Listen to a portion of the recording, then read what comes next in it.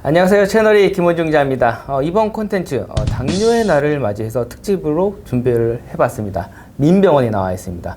원장님 소개 좀 부탁드리겠습니다. 안녕하세요. 안녕하세요. 민병원 대표원장 맡고 있는 김종민이라고 합니다. 네. 저는 당뇨 수술 그리고 비만 수술을 전공을 하고 있고요. 네. 당뇨의 날 특집을 맞아서 당뇨 치료의 수술적 치료에 대한 설명을 좀 드리고자 오늘 자리에 참여했습니다. 네. 원장님, 흔히 당뇨는 약물 치료를 우선적으로 한다. 네. 고혈압이나 당뇨는 약물을 먹으면서 꾸준히 관리해야 하는 걸로 알고 있는데, 네. 아까 앞서 얘기했듯이 수술로 당뇨를 치료한다. 아직은 좀 개념이 안 쓰는데 어떠한 수술이고 수술적 치료고 좀 설명을 좀 자세하게 좀 부탁드리겠습니다. 네. 요즘 성인 7명당 1명이 당뇨로 진단을 받았다고 네네네. 얘기를 하고 그렇죠. 또 2030년쯤 되면 당뇨 인구가 1,000만을 넘을 것이다 이렇게 예측을 하고 있는데요. 그럼에도 불구하고 당뇨 수술이라는 개념을 잘 이해를 못하시거나 그렇죠. 당뇨 수술이라는 용어가 있는지도 모르시는 분들이 대다수라고 생각을 합니다. 맞습니다. 네. 이 영역의 의사로서 좀 되게 안타까운 부분인데요. 실제로 서구에서부터 시작이 됐고요. 네. 1970년대에 들어서 당뇨 대사수술이라는 개념이 정립이 됐습니다. 2014년 미국 당뇨병 학회에서는 당뇨병 학회라는 게 보통 내과 선생님들 위주의 학회인데도 불구하고 그렇죠. 이 당뇨 수술, 대사 수술이 당뇨 치료의 한 중요한 이 패러다임이 되었다고 선언을 했던 그 진료 가이드라인이 좀 발표가 됐고요. 네. 2017년에는 이제 수술을 할 수 있다, 수술이 가능하다는 개념이 아니라 특히 아시아인 당뇨에서 네. 체질량 지수가 27.5, 비만도 27.5가 넘는 사람들은 조절되지 않을 때는 당뇨 수술이 적합하다는 약간 적극적인 치료 가이드 개념으로 바뀌었습니다. 수술법은 크게 두 가지가 있는데요. 음식물의 경로를 바꾸지 않는 위절제만 하는 경우가 있고요. 네네. 십이지장 쪽으로 음식물이 못 가게 해서 당뇨 조절을 하는 우회술 크게 두 가지가 있는데 이 수술들이 이제 작년부터 저희 한국에서도 의료보험이 적용됐거든요. 네네. 한국에도 보험이 적용됐고 이미 10여 년 이상 전부터 뭐 대만이라든지 일본 주변국에서 보험 인정이 됐던 이유는 당뇨의 합병증을 끊을 수 있다. 진행을 막을 수 있고 네네. 더불어서 최종 목표인 생명 연장 효과가 있다는 게 입증이 되었기 때문입니다. 그래서 여러 연구 결과에서 뭐 뒤에도 말씀을 드리겠지만 네. 약물 연구와 수술했던 군의 장기간 데이터를 놓고 봐도 완치 수준이라고 얘기하는 당화혈색소 6.0 이하로 조절되는 군이 약물 치료군은 5%밖에 안 되는데 네. 수술 치료군은 30% 수준을 유지하면서도 약을 끊고 갈 수 있다는 그러니까 게 오래된 연구 결과. 약을 안 먹어도 당뇨가 치료가 됐다는 개념. 대부분은 약을 끊으십니다. 예를 들면 조절되지 않는 당뇨 상태인데 네. 인슐린을 오래 맞으셨다 그러면 인슐린을 끊고 먹는 약 한두 종류로 이렇게 조절이 잘 되는 상태로 만들어 드리는 분도 있지만 네. 그 정도까지 췌장 기능이 와해된 분이 아니라면 네. 당뇨 약을 끊는 상태까지 도달할 수가 있습니다. 그래서 약물 치료와는 사실은 비교할 수 없을 정도의 성공률을 보이고 있는데 이 영역에 대해서 이제 대중의 인식이 조금 부족한 것이죠. 그렇군요. 그러면 당뇨 환자가 수술 치료를 한다.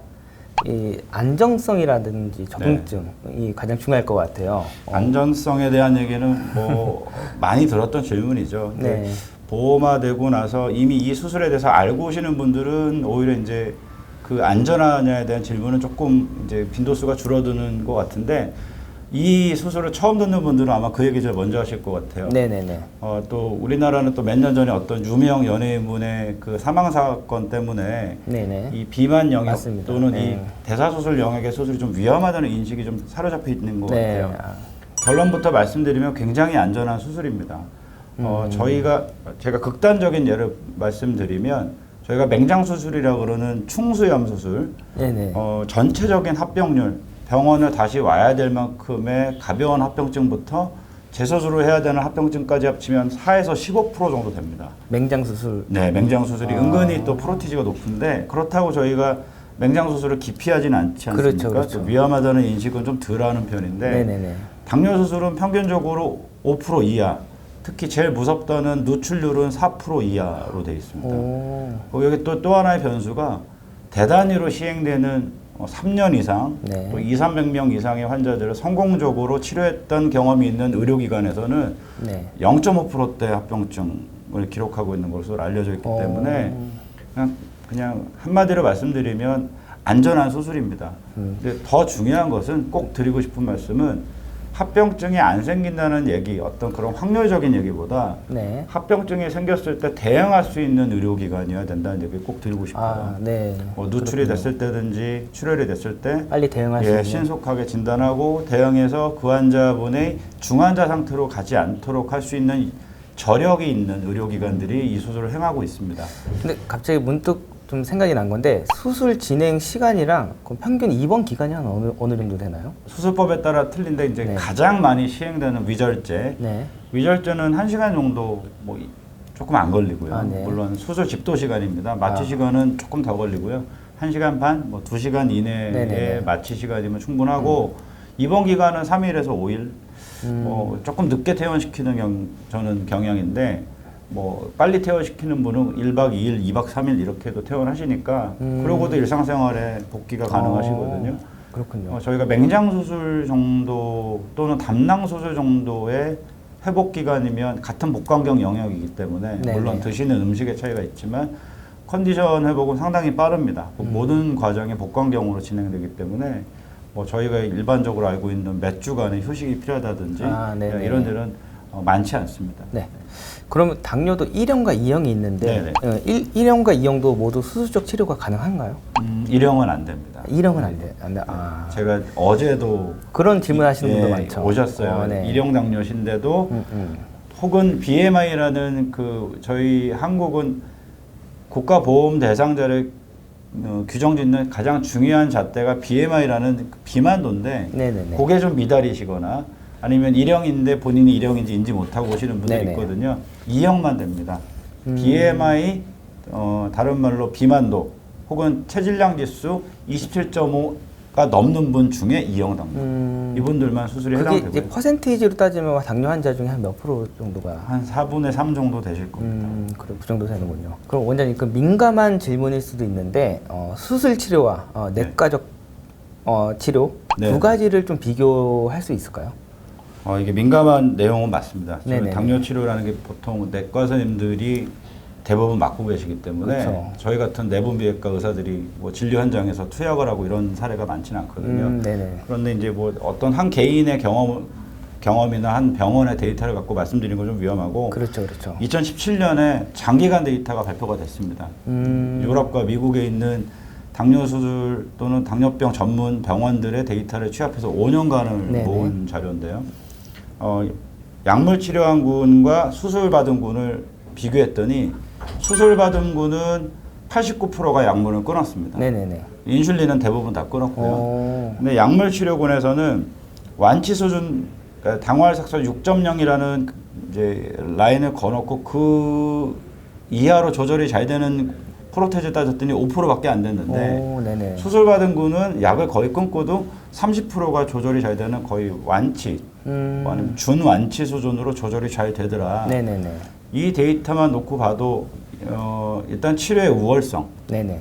하고요. 두 번째는 그 치료의 지속성이 수술이 약물 치료보다 월등히 낮다. 그럼 평생 약을 복용하지 않아도 될 정도의 그런 걸 저희가 이제 완전관이라고 하는데요. 네. 완전 완치 개념이라고 하는데 네. 그런 분들도 있습니다. 그래서 모든 환자분들이 그런 완치 개념으로 가면 참 좋겠지만 그렇죠. 어떤 때는 이제 부분관에 네. 약을 끊고도 뭐 완치 수준은 아니지만 당화혈색소 6.5 이하로 조절되는 게 목표인 분도 있고요. 또 어떤 분은 췌장 기능이 너무 많이 손상이 됐기 때문에 인슐린을 끊고 네. 그러니까 인슐린 맞는데도 조절 안 되는 분들이 있잖아요. 네네. 당화혈색소가 계속 그렇죠. 올라가고 네. 그런 분들은 인슐린 끊고 합병증이 안 생길 수준의 당화혈색소 정상 혈당을 유지하는 것을 목표로 삼기도 하거든요. 물론 완전관이라는 완치를 보는 사례도 많습니다. 네. 그럼 지금까지 말씀해 주신 데이터는 해외 논문에 입각한 그렇죠. 한국에도 논문이 있는데 물론 그 논문들이 아주 유용하고 좋은 논문도 많지만 40년 이상 누적되어 있는 외국 데이터에 그 다양한 자료들을 활용을 해봐도 뭐 이미 교과서에 정립된 내용들이 있기 때문에 그렇군요. 뭐 대부분은 해외 사례죠. 근데 이제 한국에서도 이런 당뇨 수술에 대한 연구가 박차를 가하고 있어서 많은 논문들이 좀 나오고 있습니다. 네. 마지막으로 이 당뇨 환자들이 이런 수술에 좀 낯설어 할 것 같은데 네. 그분들에게 좀 괜찮다 또 아니면 희망의 메시지를 좀 네. 준다면 뭐가 있을까요? 당뇨 수술을 모든 분들이 다 받는 건 저는 반대입니다. 이게 이제 치료가 약물 치료와 수술 치료로 이제 투트랙으로 진행되는 체계에서 네. 주치의 선생님과 또 그 환자가 진단 초기부터 수술적 치료라는 게 있고 네. 이 수술이 장점은 뭐고 단점은 뭐인지를 인지한 상태에서 환자를 쭉 추적 관찰하다가 네. 당이 컨트롤되지 않는 시점이 되면 네. 이제 좀 속된 말로 손익 계산을 해서 내가 나중에 합병증이 생겼을 때 병원 진료. 또 자주 가야 되고 의료비도 많이 들고 또 중환자가 되고 이럴 가능성이 보인다면 수술하는 게 맞고요. 네. 생활 습관이 너무 모범적이고 정상적으로 잘 이렇게 영위가 되는 분들은 자기 관리가 된다면 예, 굳이 약을 끊겠다고 이제 수술적 치료를 선택하시러 오면 좀 저희가 더 생각해 보시라고 돌려보내는 편이에요. 왜냐하면 수술이라는 거는 장기를 절제하거나 기를 바꾸는 거기 때문에 단점이 없을 수 없죠. 식사량이 줄고 또 급격한 체중 감소가 따르고 그렇군요. 또 먹고 싶은 음식 뭐 수술하면 다 드시는 줄 아는데 그렇지 못한 기간도 상당 기간 있거든요. 그래서 심사숙고해서 결정하시게끔 하는데 중요한 거는 다시 한번 말씀드리지만 진단할 때부터 네. 당뇨 수술이라는 게 있다는 거를 알고 시작하는 게 합병증이 생기고 나서 듣는 것보다 당뇨 초기에 네. 수술적 치료도 나한테 적용될 수 있는 좋은 도구가 될 수 있다는 걸 알고 투트랙으로 가다가 이제 환자분이 어느 이 벽에 막힐 때 네네. 이게 돌파구가 될 수 있는 치료법으로 좀 활용됐으면 하는 생각입니다. 네, 이렇게 원장님 설명을 되게 잘해 주셨는데 원장님 제가 찾아보니까 네. 한우의 카페도 운영을 하고 계시더라고요. 네, 네. 제가 그래서 깜짝 놀란 게 댓글을 원장님 직접 이렇게 달아주시더라고요. 장문의 댓글로. 네, 네. 그래서 그런 걸 되게 보면서 되게 신선했는데 네. 그 어떤 한우의 카페인가요, 그게? 저희는 네. 사실은 이제 작년에 비만 대사 수술이 네, 네. 보험이 되면서 비만 수술도 있고요. 대사 수술이라는 당뇨 수술도 있는데 저희는 네. 좀 당뇨 특화된 병원이거든요. 그래서 당뇨 환자분들은 단순히 수술이 잘 되고 네. 당장 정상 혈당이 됐다 그래도 그걸 쭉 모니터링하고 추적 관찰하는 게 필요합니다. 아까 그렇군요. 제가 말씀드렸지만 이게 완치라는 개념을 갖고 있는 분이 분명히 있지만 많지는 않으시고요. 절대 네. 다수는 아니시고 네. 나머지 분들은 췌장 기능이 복원돼서 이분이 아주 선순환 구조로 가는 분이 있고 나가서 또 식생활이나 운동 보조요법 못 따라가서 악순환 구조로 가는 분도 분명히 있을 수 네. 있거든요. 그래서 관리가 이 수술의 핵심이라고 생각을 해서 저는 직접 응대를 하는데 아직까지 좋은 영향을 주는 것 같아요. 환자분들이 뭐 주치의가 직접 봐주니까 좋아하는 것도 있고 네. 제 나름은 환자 정보를 너무 이제 잘 알 수 있어서 6개월 만에 왔는데 그분이 어떻게 지내는지 모르는 건 사실 좀 죄스러운 부분이거든요. 그렇군요. 직접 하니까 좋은 부분이 많은 것 같습니다. 네.